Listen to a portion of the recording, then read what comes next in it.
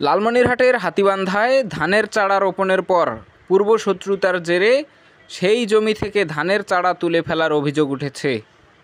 উপজেলার বড়খাতা ইউনিয়নের তহসিলদার পাড়া এলাকায় সেলিম হোসেন ও তার পরিবারের লোকজনের বিরুদ্ধে প্রতিবেশী রহিম উদ্দিনের জমিতে রোপণ করা ১.৫ বিঘা জমির ধানের চারা তুলে ফেলার অভিযোগ তুলেছেন ভুক্তভোগী রহিম উদ্দিন।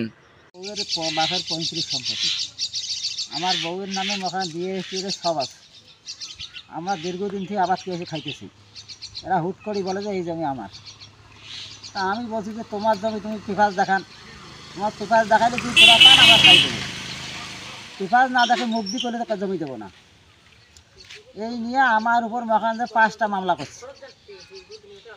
আমরা লালমনিরহাট আমরা জমি লাগাবার 8 দিন হলো, আর এর মধ্যে আমরা তারিখও গেছি বুধবারের দিনে, যে এরা ওই সুযোগে খ্যাটটা আসে উকড়ে দিছে।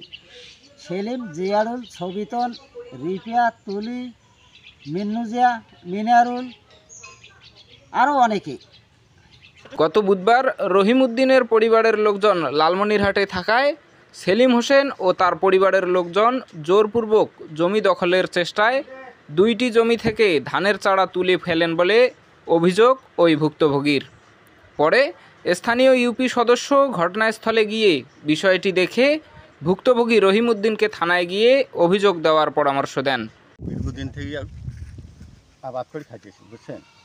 এখন হঠাৎ করিয়া উনি বলে যে জমি আমার এই, জমি ওনার নামে কোনো রেকর্ডও নেই। হ্যাঁ, জমির কোনো কাগজপাতি নিয়ে জোর জুলুম করে আসিয়া এখানে ওই যে আমরা সবাই গেছিলাম লালমনিরহাট। এখন ইতিমধ্যে ওরা আসিয়া আমরা বাইর থেকে তো দুপুরি পানি নাই। খেয়াত একটা লাগাচ্ছি, বিচার হইবে, সালে বসবি, বসার পরে ওরা যদি চায় পাইবি, ওরা নিবি। কিন্তু খেয়াত একটা উপরে, এটা নিয়ম খেয়ে আছে কোনো খেয়াতটা উপরে। হ্যাঁ, আইন আছে, আদালত আছে, বিচার আছে, সেখানে করুক। আমরা কেন ওই জমিটা সে খেতটা নষ্ট করলো এই আর বিচার চাই আমার।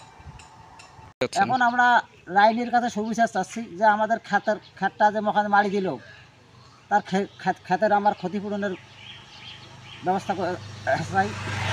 জমি থেকে ধানের চারা তুলে ফেলায় ক্ষতিপূরণ সহ অভিযুক্তদের দৃষ্টান্তমূলক শাস্তি কামনা করেন ভুক্তভোগী রহিম উদ্দিন।